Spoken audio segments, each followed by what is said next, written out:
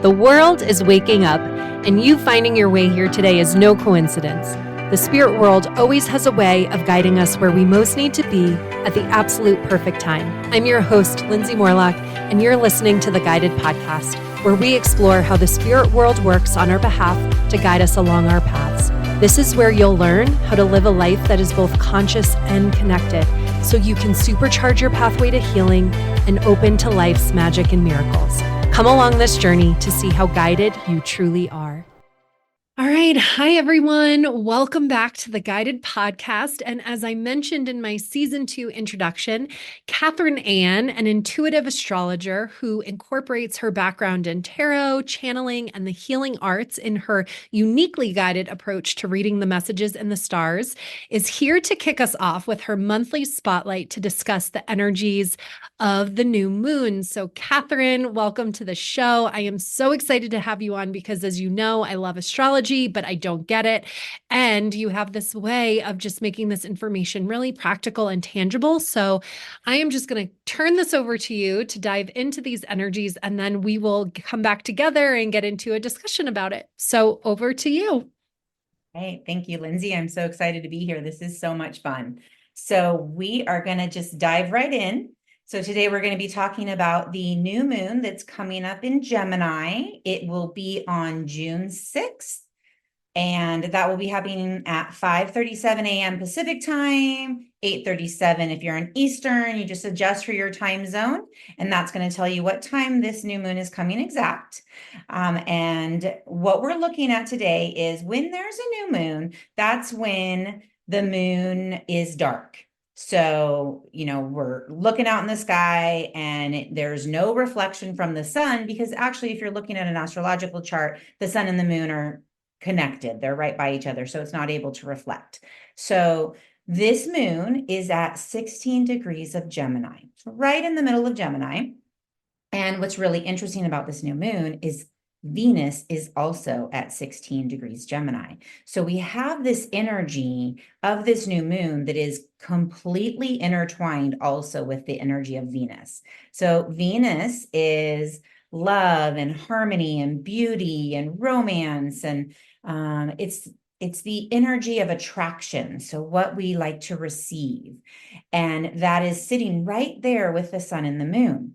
So all of this energy is happening in Gemini, and Venus in Gemini is fun and flirty and happy and kind of all the qualities of Gemini that you're going to think of, where Gemini is ruled by Mercury. It's a communicator, and Gemini likes to be expressive. It likes to, it's very quick-minded. And so Venus, in its energy of harmony and beauty, is blending that in the sign of Gemini of flirty and fun and social. Definitely a very social energy. So this new moon energy, the new moon is always a planting time. So if you think about the moon cycle like, a gardening analogy, you're going to plant your seeds with the new moon. And then as the moon gets more and more light, it comes up to the full moon. That's when that's called the culminating energy, when that seed has bloomed. It's not time to harvest it, it's blooming. And then the moon keeps getting darker and going back to the new moon. And that's kind of like the harvesting and dying off cycle. So this is the lunar cycle that we're always going to be looking at. New moons are seed planting times. They're new beginnings. With new beginnings always comes endings. So there is an element of something is closing up so that you can start something new. And then when we look at the full moon, that's these seeds that you're planting coming to the light. So in this new moon, we're really looking at, what do we want to plant in the Gemini section of our life? So in the wheel of the chart, there's 12 different houses. And so for each individual chart, Gemini is going to represent a different area of your life. So for me, I have Gemini in the 6th house. That is going to be related to my health, my daily routine, my daily work environment, and even my pets. For you, Gemini in the 1st house, that's all about you.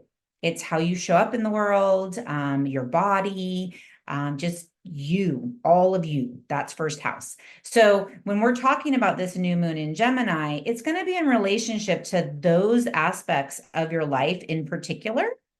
And so we're going to be looking at this fun, flirty, harmonious energy involved with Venus. But we're also thinking about seeds are planted in the dark, right? So when we plant a seed, it's going down into the dirt. There's no light, just like there's no light in the new moon. So this is not something that we're manifesting immediately. This is something we're planting for a growth cycle. Now, this new moon in particular has an aspect to Saturn that is a little challenging. So Saturn is the planet of time. It's the planet of boundaries, restrictions, discipline, determination. And it's in hard aspect. It's in square to this Sun, Moon, and Venus little bundle that we have in Gemini. So what that means is that even though we're going to be planting these seeds and we're doing it in an energy that's energetic and fun and exciting and yay, summer's coming, we're so excited. I want this, I want that. I'm going to start this new thing with my life. We just came off of some really big energies in the last couple months of it's time to go for it. We have North Node in Aries, Mars has moved into Aries. We have a lot of let's go for it. And what do I want energy that has happened in the last couple months. And so now we're excited to plant some seeds to make some things happen. But with this square to Gemini, the square to Saturn, it's going to take a little bit longer. It's probably going to be something that's going to take more hard work, a little bit more determination, in order to bring these new ideas into fruition. So if we look at the sign of Gemini in the tarot, it can be represented by both the Magician and the Lovers. And both of those cards are really great for the energy of this new moon because Venus, the sign of love, really brings in that card of the Lovers. But it's also called the Lovers because that is a card of duality, right? So it has, if you're familiar with the image of the Lovers, it has the two figures. It's not a singular energy. And neither is Gemini. Gemini is a double body sign. It's not a singular energy. And so that's part of why the Lovers really represents Gemini, but also the Magician. And that's kind of what I wanted to talk about more. The Magician is this image of a magician with all the elements, earth, fire, water, and air, and ready to manifest. So the Magician is quite a manifester, which is great. You're going to plant your seeds for manifestation. But because of this square to the square to Saturn, Mercury is the ruler of Gemini, and Mercury is being told to slow down. So this fast, quick-witted, go, go, go is being told, have you considered all the factors? Have you thought about the form and structure that these manifestations are going to come into? Right? It's not this willy-nilly. And Saturn has been transiting Pisces for a while now. Pisces is a real connection to spirit. And we've been kind of under what we want to call like marathon training of this. How do we bring form to our spiritual practice? Do we have a daily meditation? Are we connecting in with some new modality that brings us into that connection with spirit? Are we working to develop our intuition? All of those elements of Pisces that are kind of like floaty and spiritual, Saturn's there saying, put form around it. It needs a container so that you're not just floating away into the ethers. It's grounding it back into this practical daily expression. So that's also what's going to be happening with these new ideas that we've planted. What's the container that needs to be set up? So an example might be for me because this is about health and routine. So maybe I'm going to be planting some new seeds about I want to change my health practices. I'm going to get maybe a new exercise routine, or I don't know, go on a cleanse, a new, try a new diet like vegetarian or whatever, right? Some new health routine. And Saturn is going to say step by step. It's probably not going to be super easy. You're going to have to be determined. You're going to have to be disciplined. As fast as that Gemini energy would love for it to flow, you're going to have to rein it in and give it a container. So maybe you're going to have to think about how to carve out time in your life to food prep and grocery shop and do those things that are the discipline structure to help that new seed grow. So, can I ask you a question about that too, in terms of another example? As you are talking about the intersection of both the spiritual and this container, I think a lot of the guidance that I've been getting recently is around new ways of thinking around my career and ways that I need to be focusing in a positive, affirming kind of way that does look like mantras or does look like, affirmations that feel a little bit airy fairy to me, but it's around what I want to create in my business. And Spirit has been asking me to create more routine and structure each and every day around this focus. And so would that be an example of the intersection of those two? It's a perfect example because for you with the Gemini rising, that means that Saturn is in your 10th house. Your 10th house rules career. So what's happening right now is Saturn going through Pisces is doing exactly what you just said. In your career sector, I need to create some discipline and routine around the spiritual connection to work, right? Not working in spirituality, but how do I bring spirit in to support on a regular, consistent basis? Saturn really likes the word commitment, right? So I'm making a commitment to my spiritual practice around career. And then this new moon in Gemini, Gemini is all about ideas, right? It's the thinking, it's the communicator. And so you really, I would expect, are buzzing with new ideas and new things that you want to bring forth that represent you. And how do you bring that out? And this square to Saturn is saying, with the disciplined spiritual routine in your workspace. Awesome. Thank you. Yeah, that's really helpful. So another element of this moon that I wanted to talk about is at the same time, we have Jupiter trining Pluto. So Jupiter has just spent about a year or so in Taurus. Many of you may have heard of the big Jupiter-Uranus conjunction in Taurus. There was all these big things happening with Jupiter. And now, as of the end of May, it's transitioned into Gemini, and it will be there for about a year. Jupiter does about a year in each sign. So Jupiter doesn't love Gemini because Jupiter is the planet that rules like philosophy and wisdom and the great teacher. And Gemini is the rational intellect learner.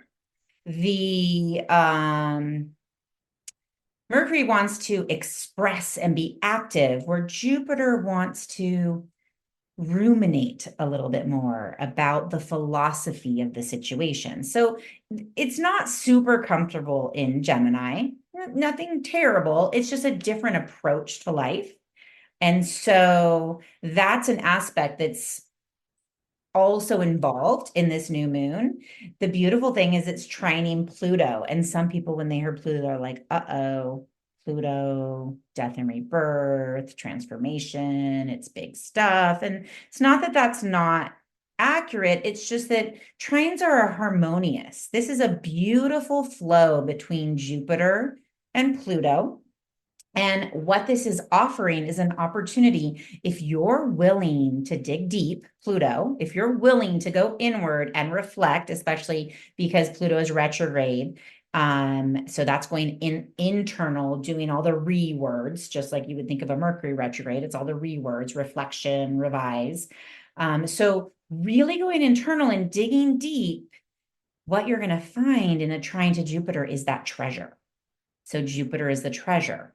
So what is your great resource? What is your great potential that if you're willing to go and dig deep and be reflective and say, yes, I'm willing to transform those things that need to be transformed, I'm going to discover that I actually have the resources and the potential to bring to light the seeds I'm planting in this full moon. So this Jupiter Pluto trine, it's slower moving. It's going to be with us for a little bit more because they're actually moving in two different directions. So by the end of June, it's going to be a lot more separated. But at least for the first few weeks after this new moon, great opportunity to say, what do I need to shift? What do I need to internally look at? Those shadows that are going to impede your ability to manifest the seed you're planting. So it's actually a supportive energy, even though for some going into the shadow may not mean their favorite thing. Yeah, I think that's so helpful because as I think about, new moons and the cycles, one of the things I want to clarify for the audience too, because I don't actually know the answer to this. We always think about, using and leveraging these energies for the actual lunar cycle. But when we talk about planting these seeds, and you're saying the energies are really speaking to something that is going to require determination and more persistence, that makes me feel like things are going to happen over a longer period of time. So, how do we reconcile like seeds that get planted that we want to happen and see bloom by the end of the moon cycle, right? Versus how long does it actually take for these seeds to really blossom? Right. And I'm going to say that it's going to depend on the moon cycle because the other aspects that are happening, right? So this one has this aspect to Saturn. It's going to slow it down. There's kind of like no way around needing patience because of this hard aspect to Saturn. If it didn't have that, I think we'd be talking about a different type of energy. So in the general sense, it's always going to depend on, does it have these flowing energies or does it have these energies that slow it down in regards to the other planets? And there are like cycles within cycles within cycles when you're talking about astrology. So yes, we have the monthly lunar cycle, right? We're just going new moon, full moon, new moon, full moon. And seeds that are planted in the new moon do not come to fruition by the next full moon because these cycles are actually much longer. So you're having a new moon in Gemini. When are you hitting the full moon in Gemini?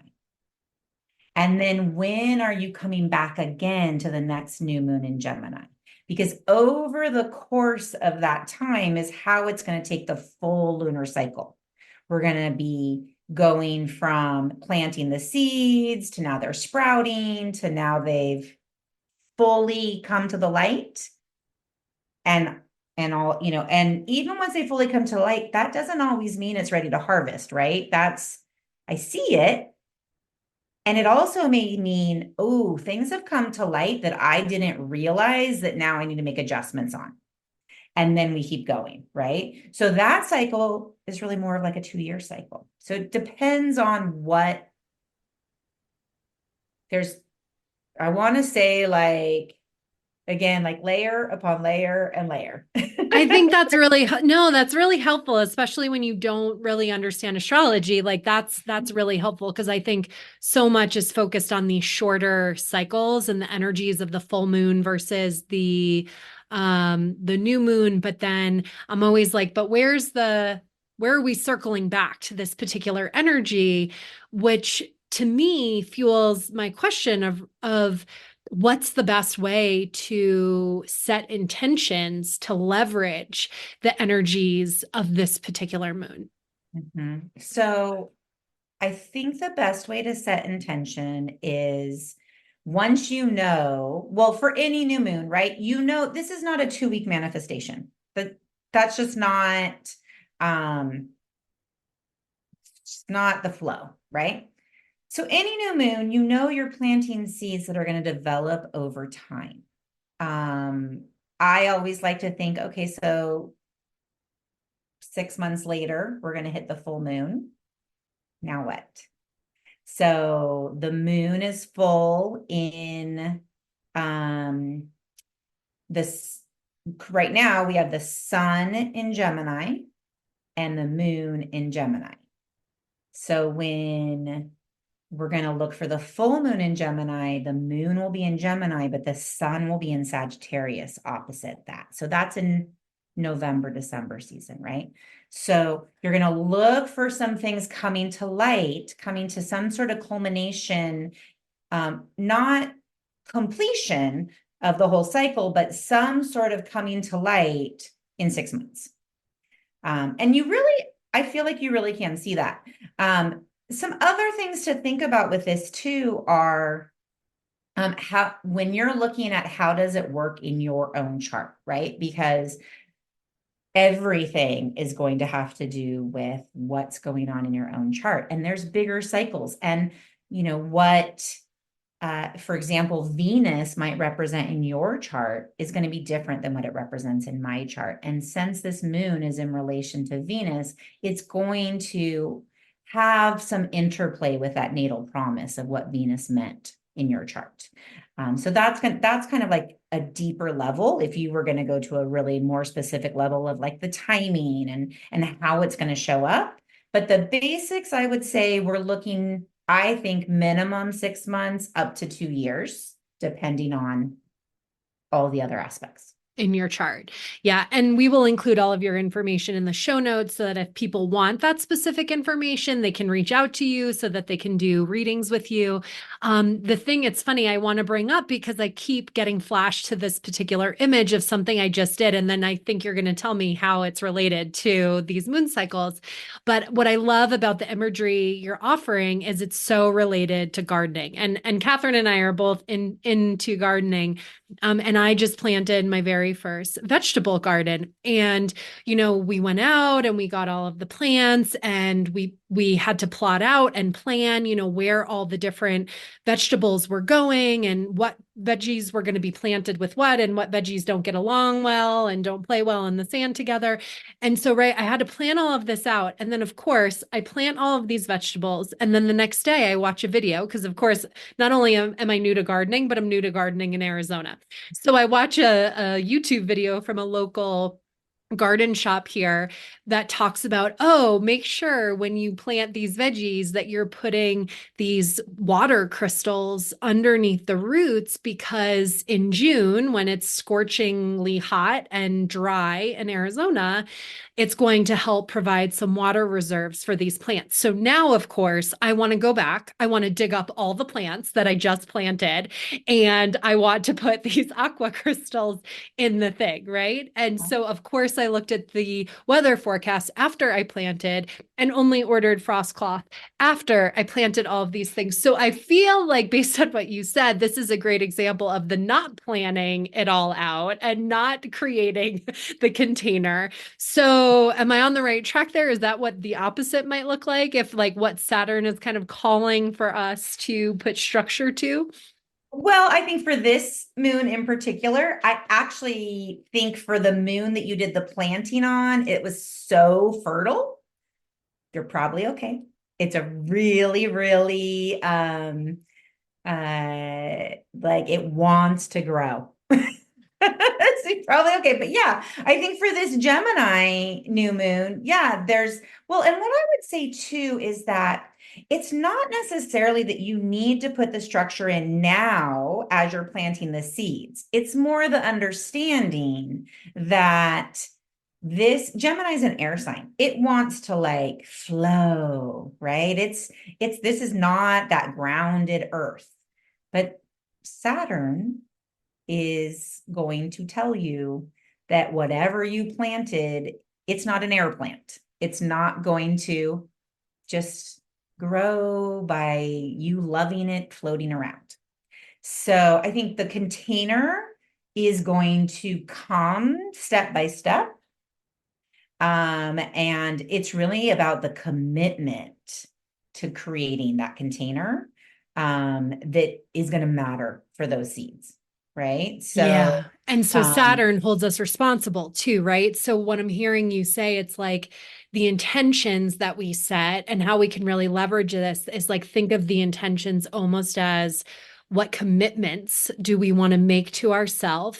And as we move through this moon cycle and really leverage the energies, what Saturn, who is also, right, responsibility, right? Taking responsibility, I always think of with Saturn, what do we need to take responsibility for to hold that commitment? What are the blocks or the fears or the things that basically come up to throw these roadblocks in our path that we also need to take responsibility for unearthing, looking at that shadow that you were speaking to, right? And really identifying what is wanting to be seen, what is needing to be healed so that we can stay true to the commitment.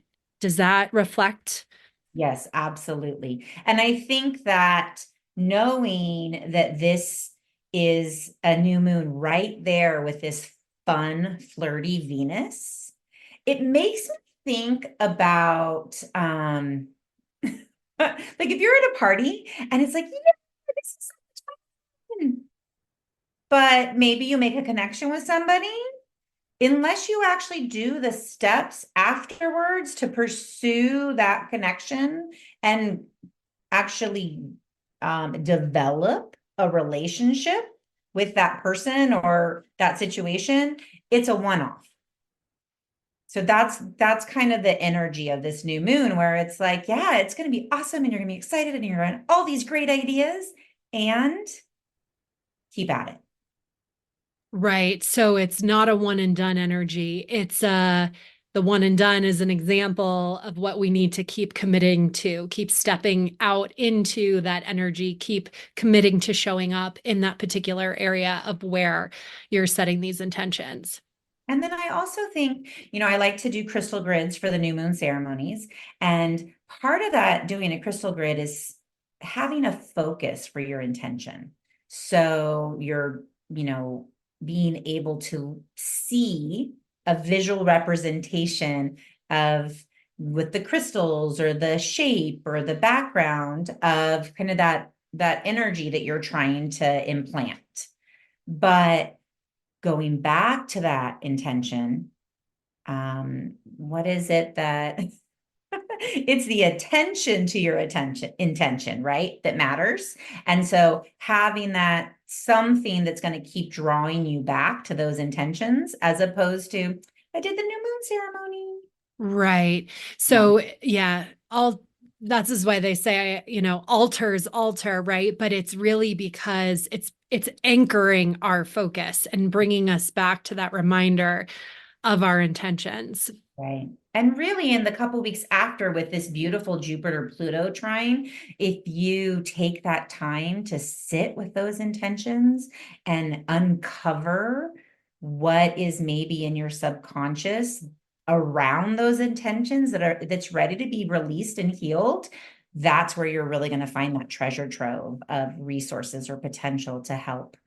They just get flashed me to that image of the crystals. Like that's the water crystals, right? Like that's those resources that can be pulled upon for because you've basically unearthed them. Yeah. I just prefer to have done that in the right order, but I'm like the queen of Live and learn. making more work for myself. Yeah, right? Yep. Yeah. But how we do one thing is how we do everything. What is it? Like ready, fire, aim. I think that's yeah. Mhm. That's the example there. Yep. Yep. Okay. Amazing. it's interesting, especially with all this Gemini energy. So we have Jupiter, Mercury, Sun, Moon, Venus, all in Gemini. It's it's excitable. It's active and moving and fast. So that's fun after some of the stuff we've been through over the last few months, with the eclipses and some other intensities. But so I would say enjoy and have fun and be innovative and inventive with what you're doing. Gemini loves invention. It wants to be flexible and changeable. So all of that type of energy is really beautiful to bring in to these intentions, right? If you want to change something, if you want to, especially if, I have a lot of fixed energy. If you're a person like me that I may not be afraid of change, but it's like move in the iceberg sometimes. This Gemini energy is going to say, let's do it. So, I would say it's totally okay to be whimsical with the intentions you want to set, and bring in that, Venusian harmony and beauty. And then just know that it's going to take a commitment to really wanting to bring that about. Yeah. So is it safe to say, as we wrap this up and leave people with maybe a question to ponder regarding a catalyst that could help them set intentions, would it be safe to say that it's kind of a dreamy energy in terms of like that? To me, whimsy is like the like I Wouldn't say dreamy. I no. wouldn't say dreamy. I would say more inventive. Okay. So dreamy has this It's more, like Piscean. yeah, like Okay. flowy. Whereas Gemini is more mental. So it's like quick thinking. And so innovation, invention, new, exciting, as opposed to like the whoosh that dreamy feels like to me. Okay. Yeah. So I would say when you get those sparks of ideas, um, that's that's something that maybe you want to see through.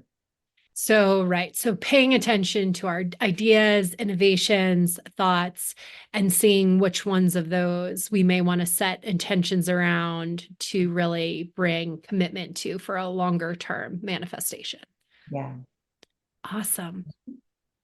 This is super helpful. I'm so excited too because something you said really helps me think about even with breath work, right? Like we really use breath work to release things that are in the way of, right, moving us forward, emotions, any stuckness, tension, things we might be holding on to. And I love that this idea of this moon and these energies and the commitment, right? Like that might bring up things for people to ponder as they look to leverage the energies for releasing. So whether that's in breathwork circle with me or whether that's in any other kind of breathwork you're doing with others or independently, that might be an effective way to use these energies.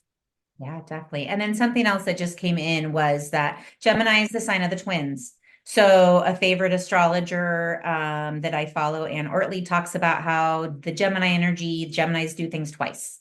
So thinking about how this is Pluto retrograde and we're revisiting things, this may be the second time around that you're trying to plant these seeds. And if it is, don't be discouraged. This is just try two. Or maybe there will be a try to in the future for something, but Gemini does things twice. So there's a doubling up. I know that feeling. I can really relate to that. This like idea of where it feels like I'm swinging and missing and then circling back again and being like, okay, I'm still failing forward. It's not really failure if we're moving forward, right? But it's kind of looking at those areas of where we can swing again, right? Yep. Yep, exactly. So, and then also depending on where it shows up in your chart, where you hold or where Gemini, holds that house, that's going to in particular be the area maybe that you do things twice, Yeah. right?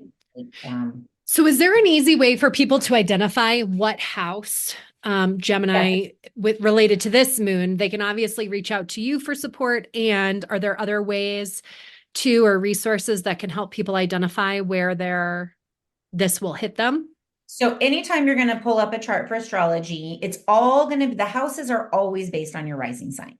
So there are various house systems. I use the whole house system. Placidus is another really common one. But typically, if somebody's doing a horoscope, like on YouTube or globally, they're using whole sign because it just is easier. So you can go into any free platform, astro.com, AstroSeek. There's a bazillion free platforms. You enter in your date of birth, your time, and your location.